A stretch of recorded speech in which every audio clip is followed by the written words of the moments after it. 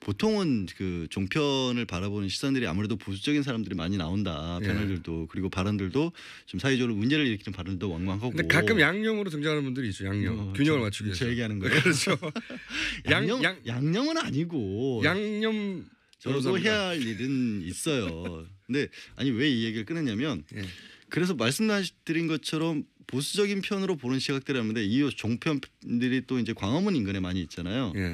요즘 그 토요일이나 이럴 때 집회가 있을 때면 그렇게 보수적인 걸로 분류돼가는 그런 패널들마저도 이 태극기 들고 나오시는 분들이 무서워서 도망을 다니시더라고요. 실제로 그 정도로 극단적인 발언을 하지 않으면은 그분들조차 근처에 갔다가 저거 누구다라고 하면서 쫓아오는 분들이 있어서 도망을 왔다라는 그런 증언들까지 있어요. 아니 저도 이제 그 집회 갈 때 높은 데가 올라가서 한 번씩 보거든요. 그 뭐랄까요 대열 어떤 진영 하객진인가 뭐 이런 거 보려고. 근데 저는 이제 친박 집회라고 하는데 친박 집회라는 게 더 맞는 표현이라고 봅니다. 그 친박 집회를 보면 참 재밌는 것이요. 예를 들어서 7시 이제 본 집회다. 그러면 한 3시, 4시에 오시는 분도 있지 않습니까? 그러면은 좌우로 정렬. 예, 좌우로 이렇게 팔을 벌려 서로 닿지 않는 앞뒤 간격과 좌우 간격을 일정하게 유지해서 쫙 퍼져요. 처음에는 왜 저러시나 했어요. 그게 사람이 많아 보입니다. 근데 그걸 보면서 이건 참 어떻게 그런 생각까지 조직적이다. 누가 발상을 했을까요? 그리고 근데 그걸 또 잘 들어요. 다들 그 얘기를 들은 거죠. 쫙 그렇게 높은 데서 보지 않으면 그게 안 보이거든요. 앞뒤 좌우 간격을 맞춰서 쭉 서요. 그래서 사진은 그 높은 데에서 위에서 찍으니까 그 사람 눈높이에 찍는 경우가 많지 않습니까? 아니면 조금 위에서 찍거나 그러면 굉장히 많아 보여요. 물론 뭐 본 집회 시간이 되면 전국에서 온 분들이 모여서 그 중앙 시청 광장은 꽉 차요 분명히. 아니 그런데 지금 이 지적을 하신 게 굉장히 중요한 게 그 집회를 저도 근처에서 몇 번 봤거든요. 가면 뭔가 이쪽에 촛불 집회 같은 경우는 굉장히 다양하고 사람들도 와 정말 중구난방이에요. 통제는 안 되죠. 통제가 안 되죠. 각자 자유롭게들 오고 연령대도 그렇고 나와 있는 분들도 그렇고 또 각 정당이나 아니면 뭐 어떤 세력에서 조직에서 나온 분들도 있어도 따로 온갖 사람들이 다 얘기를 하고 있잖아요. 온갖 사람들이 평소에 못했던 얘기들도 하고 있고 그런데 저쪽을 가면 정말 무서워요. 약간은. 그러니까 무섭죠. 위에서 뭔가 조직된 거에서 정말 일사불란하게 움직이고 있고 단상에 올라가서 얘기하는 사람들 말고는 그 사람들이 소리치려고 그러면 소리 지르고 있고 안 그러면은 그때는 주장이 없어요. 거기서. 그냥 멍하게 있어요. 주장이 없고. 그러다가 위에서 태극기 누가 한번 막 흔들면 또 소리 한번 지르고 그런 상황인데 그런 데서 나오는 얘기들이 요즘 너무 무서우니까. 거기에 그리고 외국인 노동자들도 오거든요. 외국인 노동자들 저는 그건 못 봤는데. 그분들 한국말도 못해요. 무슨 말인지도 몰라요. 그분들은 어떻게 온 거야? 그래서 이제 동원됐다는 의심을 가지는 거죠. 그러니까 다 동원됐다고 말할 수는 없어요. 근데 분명히 동원 세력이 있는 것만은 거의 뭐 확실해 보이는데 그건 분명해요. 그만큼 조직적으로 움직이고 있고 그래서 사실 오늘 이제 또 한 가지 얘기 드릴게요. 외국인 노동자도 있지만 그 옷 깃에 태그가 여전히 붙어 있는 분들도 많이 있어요. 그건 뭐예요? 잠깐 말씀드렸는데 지난번에 2시 시간에 뭐냐면 그 집회가 있는 곳의 근방에 가면요 옷집들이 하는 하소연이에요. 그 나이 지긋한 분들이 들어오셔가지고 행색으로 보고 굉장히 그 안정적인 주거 활동을 하지 주거 생활을 못하는 분이 아닌가 싶은. 그런데 돈을 현금을 내고 사요. 그 자리에서. 그런데 집회가 끝난 다음에 반품을 합니다. 그래서 태그를 못 떼는 거예요. 아니 그건 업무방해지. 하지만 어쨌든 제 말은 뭐냐면 그런 정도의 일까지 벌어지고 그러니까 있다. 그게 이제 주기적으로 벌어진다고 하니 한 번이 아니라. 그리고 그 박원순 시장까지도 도저히 못 견디겠다고 한 게 바로 시청 옆에 서울 도서관 옛날 시청 자리 들어가가지고 거기서 술 드시고 또 소리 지르고 하는 바로 도서관 이용이 불가능할 정도에서. 그리고 거기 이제 그 강원분들 있잖아요 시청. 제가 물어본 적도 있어요. 저거 다 허가 받은 거냐고. 천막이나 뭐 이런 거 있잖아요. 집회를 해서 다 불법이에요 사실은. 그러니까 그거를 이게 발언도 그렇지만 집회나 표현의 자유 이런 걸 늘기에는 집회라고 하는 것은 정치적인 어떤 의사표시를 하는 건데 동원된 정치적 의사표시라는 건 있을 수가 없잖아요. 본인의 의지가 아닌 한은. 게다가 거기서 저는 이제 형평성을 또 말하고 싶어요. 말씀하신 대로 무슨 그 집회 과격성 발언들이 점점 무서워지잖아요. 뭐 뒤통수를 야구방망이로 몽둥이 들고 나오잖아요. 정말로 대놓고. 그 뒤통수를 야구방망이로 친다고 하는 게시물이 올라오고 그 다음 날 그 박영수 특검 집 앞에 다 몰려가고 진짜 방망이를 들고 와서 휘두르면서 소리를 지르고 군복 입고 나왔던 것 같은데. 네. 그리고 사진 불태우고 그런데 거기에 대해서 이게 이제 죄를 물을 수 없다라고 경찰청장이 얘기를 해버리니까 그러니까 이거를 제가 보기에는 구별을 못해서 그러는 건지 의지가 없는 것 같은 게 사실은 이거는 단순하게 왜 우리도 인정할 거는 그런 게 있습니다. 촛불 집회에도 과격한 정도의 발언을 하시는 분들이 있고 그걸 있는 그대로만 놓고 본다면 상당히 무서워 보이는 게 있지만 네. 근데 왜 우리가 이게 정확히 법으로 이 말은 된다 안 된다를 정하지 못하더라도 나오는 상황이라는 게 있고 네. 또 그 뉘앙스라고 해야 될까 그런 게 있잖아요. 그거는 봤을 때 양상이 분명히 다르단 말이에요. 실제 협박이라고 한 거, 그러니까 듣는 사람이 예를 들어서 딱 그거죠. 박영수 특검이 그 얘기를 들었을 때, 저 정도면 정말 무섭다라고 느낄 만한 상황이 있고, 그다음에 요 말 자체만 글자가 들어놓고 무서운 얘기지만 저게 실행 가능성도 별로 없고, 그냥 그 자리에서 하는 얘기라는 건 다른데 그거를 똑같이 보는 것 같아요. 경찰에서. 그 의도적으로 똑같이 보는 게 아닌가 싶은 게 왜냐하면. 예를 들어서 과거에 이 경찰 사법당국이 이것도 훨씬 경미한 사안으로 훨씬 더 경미한 사안으로 많은 사람을 구속하거나 혹은 많은 사람을 처벌한 경우가 있거든요. 뭐 유인물 뿌렸는데 그렇죠. 대통령 얼굴이 이제 들어간 유인물이에요. 그러면 처벌할 기준이 별로 없잖아요. 그러니까 그걸 뿌리기 위해서 좀 높은 데 올라갔단 말이죠. 그 건물 건조물 침입죄, 교통 방해죄 그거 뿌려가지고. 네. 그런 이렇게 억지로라도 죄를 삼으려면 얼마든지 굉장히 창조적인 법리였고 건조물 침입죄로 그분 그래서 끌려다니면서 계속 수사받았어요. 못하고. 그러니까 이거는 근데 그렇게 창조적인 법리가 필요한 게 아니라 말씀드린 협박죄를 적용을 하려면 게다가 집 주소 나오죠.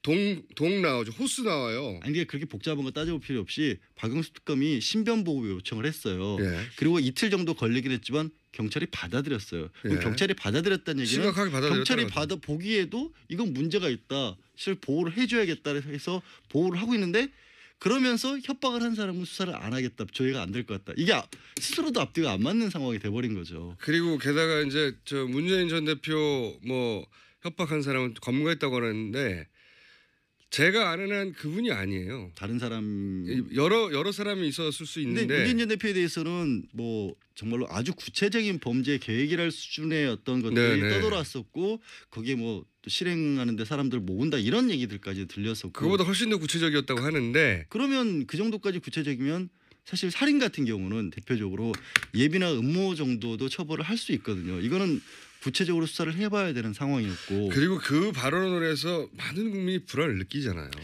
사실은 저는 이제 대테러 방지법이라는 걸 싫어해요.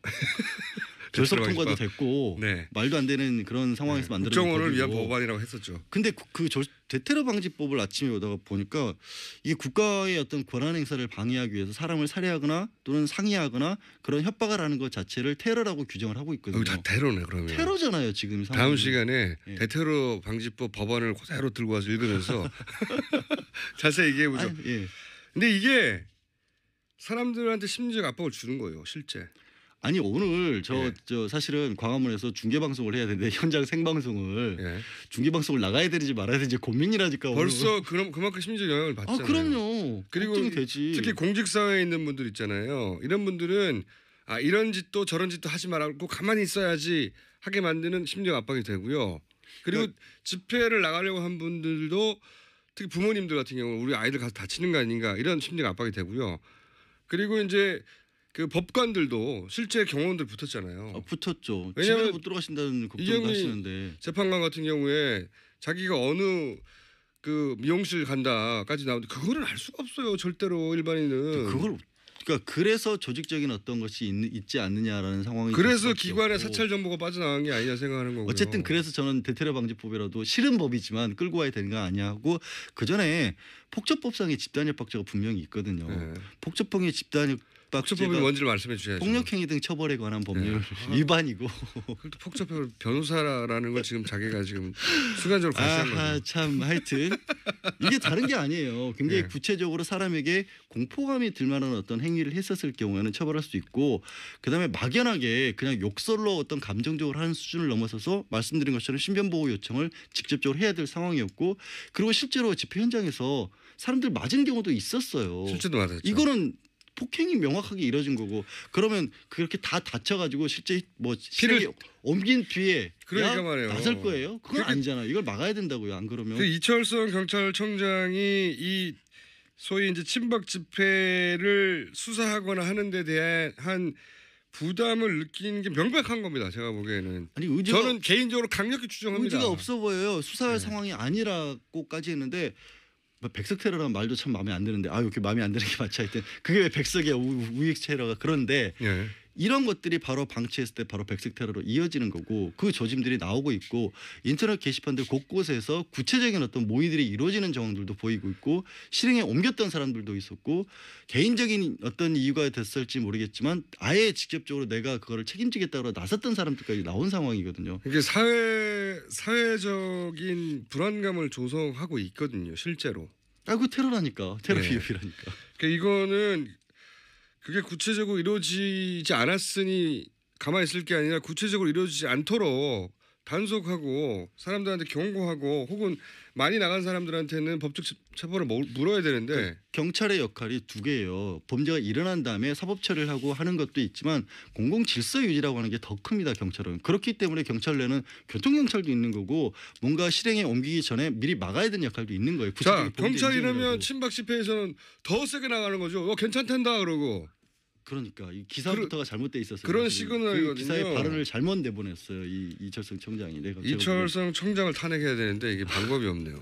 당장은 제가 보기엔 인사권이 없기 때문에 황교안 조금 더 노력해 주시기를 바라야죠. 황교안 대행에 있기 때문에. 근데 이게 황교안 대행도 공안검사 출신이잖아요. 공공의 안전이 위협을 받고 있는데. 제 말이 그 말입니다. 뭐 하고 계신 거야 지금. 공공의 안전을 굉장히 그 대중 집회를 통해서 압박하고 있거든요. 평생을 그걸 위해서 몸바쳤다고 법무부 장관까지 하시고 지금 오늘 권한대행까지 하고 계신데. 자, 지금까지 까치집을 하고 나온. 까치집 아니고 참 내복 입고 있으면서 그런 얘기 하실 거예요. 양지열 변호사였고요. 다음 주에는 그러면 대테러 방지법 분석해가지고 다 정해 버리자고요. 자, 까치집 양지열이었습니다. 네, 고맙습니다. 아니시더라고요.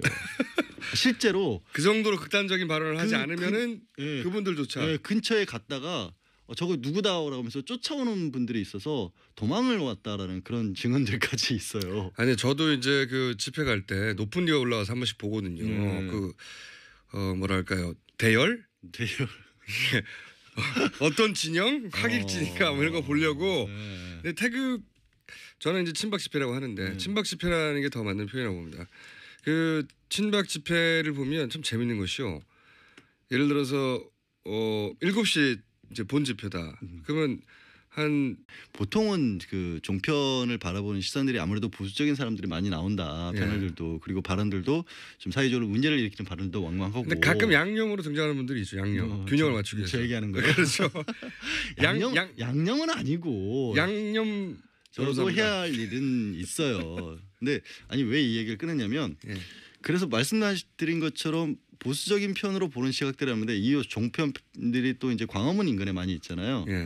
요즘 그 토요일이나 이럴 때 집회가 있을 때면 그렇게 보수적인 걸로 분류돼가는 그런 패널들마저도 이 태극기 들고 나오시는 분들이 무서워서 도망을 평소에 못했던 얘기들도 하고 있고, 그런데 저쪽을 가면 정말 무서워요. 약간은. 그러니까 무섭죠. 위에서 뭔가 조직된 거에서 정말 일사불란하게 움직이고 있고, 단상에 올라가서 얘기하는 사람들 말고는 그 사람들이 소리치라 그러면 소리 지르고 있고, 안 그러면은 그때로 막 주장이 없어요. 거기서 그냥 멍하게 있어요. 주장이 없고, 그러다가 위에서 태극기 누구 한번 막 흔들면 또 소리 한번 지르고 그런 상황인데, 그런 데서 나오는 얘기들이 요즘 너무 무서우니까. 거기에 그리고 외국인 노동자들도 오거든요. 외국인 노동자들 저는 그건 못 봤는데. 그분들 한국말도 못해요. 무슨 말인지도 몰라요. 그분들은 어떻게 온 거야? 그래서 이제 동원됐다는 3시 4시에 오시는 분도 있지 않습니까? 그러면은 좌우로 정렬 좌우로 정렬. 예, 좌우로 이렇게 팔을 벌려 서로 닿지 않는 앞뒤 간격과 좌우 간격을 일정하게 유지해서 쫙 퍼져요. 처음에는 왜 저러시나 했어요. 그게 사람이 많아 보입니다. 근데 그걸 보면서 이건 참 어떻게 그런 생각까지 조직적이다. 누가 발상을 했을까요? 그리고 근데 그걸 또 잘 들어요. 다들 그 얘기를 들은 거죠. 쫙 그렇게 높은 데서 보지 않으면 그게 안 보이거든요. 앞뒤 좌우 간격을 맞춰서 쭉 서요. 그래서 사진은 그 높은 데에서 위에서 찍으니까 그 사람 눈높이에 찍는 경우가 많지 않습니까? 아니면 조금 위에서 찍거나 그러면 굉장히 많아 보여요. 물론 뭐 본 집회 시간이 되면 전국에서 온 분들이 모여서 그 중앙 시청 광장은 꽉 차요 분명히. 아니 그런데 지금 이 지적을 하신 게 굉장히 중요한 게 그 집회를 저도 근처에서 몇 번 봤거든요. 네. 가면 뭔가 이쪽에 촛불 집회 같은 경우는 굉장히 다양하고 사람들도 네. 와 정말 중구난방이에요. 통제는 안 되죠. 통제가 안 되죠. 예. 각자 자유롭게들 오고 왔다 갔다 연령대도 그렇고 나와 있는 분들도 그렇고 또 각 정당이나 아니면 뭐 어떤 뭐 세력에서 조직에서 나온 예. 분들도 있어도 따로 온갖 사람들이 다 얘기를 하고 있잖아요. 온갖